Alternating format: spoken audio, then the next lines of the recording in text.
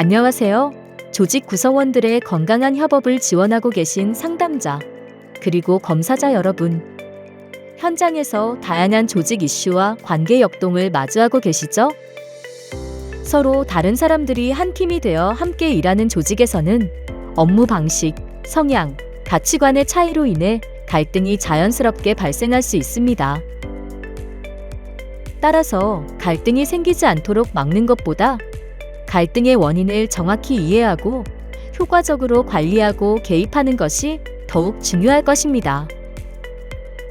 그러나 현실에서는 갈등에 적절히 개입하지 못하는 경우도 많습니다. 우리나라의 갈등 관리 지수가 OECD 30개국 중 27위라는 점은 이러한 현실을 보여주는 하나의 지표입니다. 갈등이 제대로 관리되지 않으면 구성원 개인은 고민, 걱정, 불안 등으로 심리적 에너지가 소모되고 업무 집중도 저하와 관계 악화로 이어질 수 있습니다. 나아가 조직 차원에서는 협업 저해, 생산성 저하, 조직 문화 악화 등 다양한 부정적 결과가 나타날 수 있습니다. 그렇다면 조직 내 어떤 갈등이 존재하는지, 구성원들이 갈등을 어떻게 인식하고 대응하는지 사전에 진단하고 파악할 수 있는 방법은 무엇일까요? 바로 OCRI, 오크리 조직 갈등 해결 역량 검사입니다. 오크리는 조직 내 다양한 갈등 유형과 직무 수행 관련 문제를 체계적으로 진단하여 개인의 갈등 인식 및 대응 방식을 이해할 수 있도록 돕는 검사입니다. 이를 통해 여러분은 개인 및 조직의 갈등 양상을 보다 정확하게 해석하고 효과적인 개입 방향과 성장 전략을 제시할 수 있을 것입니다. 이제부터 오크리 조직 갈등 해결 역량 검사가 무엇인지, 그리고 검사 결과를 상담 현장과 조직 장면에서 어떻게 해석하고 활용할 수 있는지 자세히 안내해 드리겠습니다. 먼저 결과 보고서를 어떤 순서로 해석하는지 안내해 드리겠습니다. 오크리 결과 보고서는 타당도 지표, 전체 결과 프로파일, 하위 척도 결과 및 해석, 마지막으로 갈등 개선 방안 순으로 구성되어 있습니다. 가장 먼저 타당도 지표를 확인하시어 해당 검사 결과가 신뢰할 수 있는지 확인한 다음 전체 결과 프로파일을 통해 요인별 점수와 수준을 전반적으로 파악합니다. 개인의 결과 패턴에서 세부적으로 살펴보고 싶은 부분은 이어지는 하위 척도별 점수 및 수준과 그에 따른 해석을 참고하시고, 마지막으로 개인이 실제로 어떤 갈등 유형을 경험하고 있으며 개선 방안은 무엇인지 종합적으로 살펴보시길 바랍니다. 그럼 지금부터 앞서 말씀드린 순서대로 하나씩 살펴보도록 하겠습니다.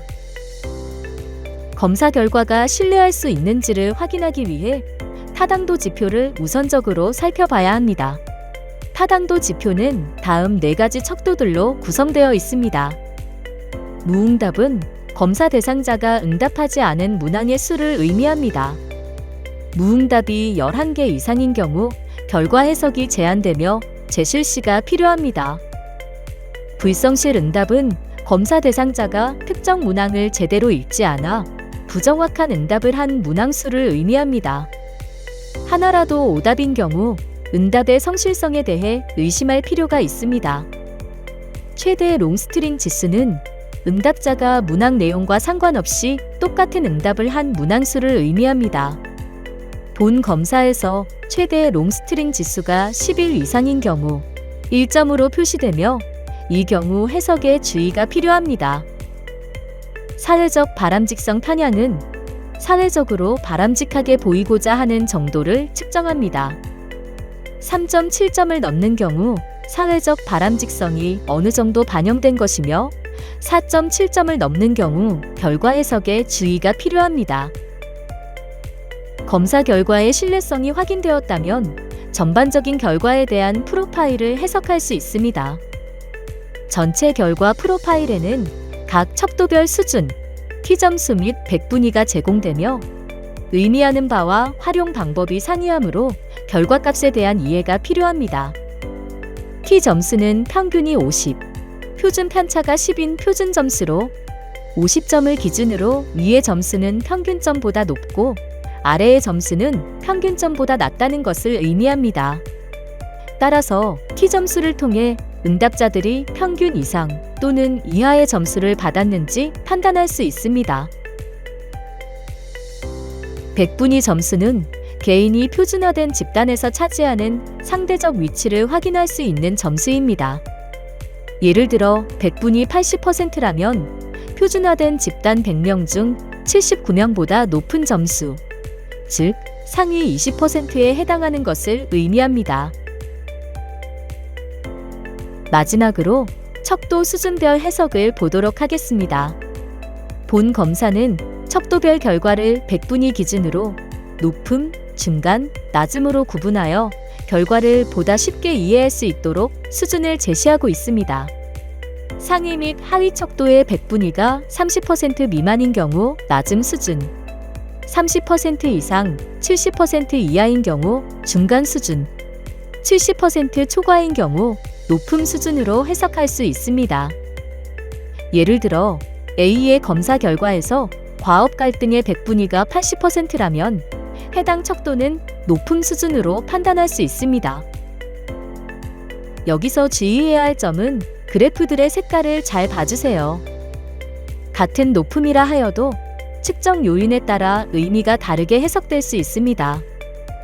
예를 들어 학습 마인드셋이 높을수록 갈등을 개인의 성장과 발전의 기회로 인식하는 정도가 높다는 것으로 해석되나, 평가 마인드셋이 높을 경우 갈등 상황에서 타인의 평가와 자신의 자존감에 대한 민감도가 높은 것으로 해석되기 때문에 각 요인들의 그래프의 색상과 해석을 잘 확인해 주시기 바랍니다. 각 요인들에 대한 점수를 바탕으로 수준이 결정되면 각 수준별 해석과 개인 차원에서의 개선 방안을 제시해주고 있습니다. 4페이지부터 8페이지까지 각 수준별 해석을 확인하실 수 있으며 9페이지부터 요인에 따른 개선 방안도 함께 살펴볼 수 있습니다. 이어서 안내드릴 요인별 세부 의미를 통해 각 요인이 무엇을 측정하는지 확인해 보세요. 갈등 유형 먼저 살펴보겠습니다. 조직 내에서 발생할 수 있는 다양한 갈등 형태를 분류하는 것으로 과업 갈등, 관계 갈등, 노사 갈등, 상사 갈등, 부하 갈등, 부서 갈등으로 총 6가지 요인으로 구성되어 있습니다. 그중 과업 갈등은 팀 내에서 업무 목표, 절차, 자원 배분 등 과업 관련 요소에 대한 팀원 간의 의견 불일치 정도에 대한 인식을 측정합니다. 관계 갈등은 팀 내에서 개인 간의 감정적 갈등, 불신, 험담 등 부정적인 상호작용의 정도에 대한 인식을 측정합니다. 노사 갈등은 노측과 사측 간의 상호관계에 대한 인식과 협상, 협력, 문제 해결 정도에 대한 인식을 측정합니다. 상사 갈등은 팀 내 상사 또는 선대의 권위적인 태도, 과도한 간섭, 차별 등이 부하 직원에게 미치는 부정적 영향의 정도에 대한 인식을 측정합니다. 부하 갈등은 팀 내 부하 직원이나 후배의 무책임한 행동, 이기적인 태도 등이 상사에게 미치는 부정적인 영향의 정도에 대한 인식을 측정합니다. 마지막, 부서 갈등은 서로 다른 팀 간의 목표 충돌, 자원 경쟁, 업무 방식 차이 등으로 인한 갈등 정도에 대한 인식을 측정합니다. 다음으로 갈등 관리 방안이란 조직 내 갈등 상황을 효과적으로 관리하고 해결하기 위해 취하는 다양한 접근 방식을 말합니다. 하위 요인으로는 문제 해결, 절충 양보, 강요, 회피로 구성되어 있습니다. 먼저 문제 해결은 갈등 상황에 대한 팀원들의 체계적인 분석 및 협력적인 해결책 모색의 정도를 측정합니다. 다음으로 절충 양보는 갈등 상황에서 팀원들이 자신의 의견을 포기하거나 타인의 의견에 순응하는 정도를 측정하며, 강요는 갈등 상황에서 팀원들이 자신의 의견을 관철시키기 위해 권위나 압력을 사용하는 경향의 정도를 측정합니다. 마지막, 회피는 팀원들이 갈등 상황을 회피하거나 미루는 행동의 정도를 측정하고 있습니다. 다음으로 갈등 취약 성격에 대해 안내드리겠습니다. 갈등 취약 성격이란 개인이 갈등 상황에서 다른 사람에 비해 적절하게 대응하지 못하고 더 어려움을 겪는 성향을 말합니다. 비공감성, 이기성, 비관대성, 자기중심성, 적대성이 이에 해당하며, 먼저 비공감성은 개인이 타인의 감정을 이해하고 공감하는 능력이 부족한 정도를 측정합니다. 이기성은 개인이 자신의 이익을 우선시하고 타인의 필요를 고려하지 않는 경향의 정도를 측정하며, 비관대성은 타인의 실수나 잘못에 대한 개인의 관대함 정도를 측정합니다. 자기중심성은 개인이 자신의 생각과 관점에 대한 고집과 타인의 의견을 수용하는 정도를 측정하며, 마지막으로 적대성은 개인의 타인에 대한 적개심이나 공격적인 태도의 정도를 측정합니다. 다음으로 갈등 마인드셋에 대해 알아보겠습니다. 갈등 마인드셋이란 개인이 갈등을 어떻게 인식하고 접근하는지를 결정짓는 태도와 사고방식을 말합니다. 갈등 마인드셋은 학습 마인드셋, 평가 마인드셋으로 구성되어 측정합니다. 먼저 학습 마인드셋은 갈등을 개인의 성장과 발전의 기회로 인식하는 정도를 측정하며, 평가 마인드셋은 갈등 상황에서 타인의 평가와 자신의 자존감에 대한 민감도를 고려하는 정도를 측정합니다. 마지막으로 갈등 결과에 대해 알아보겠습니다.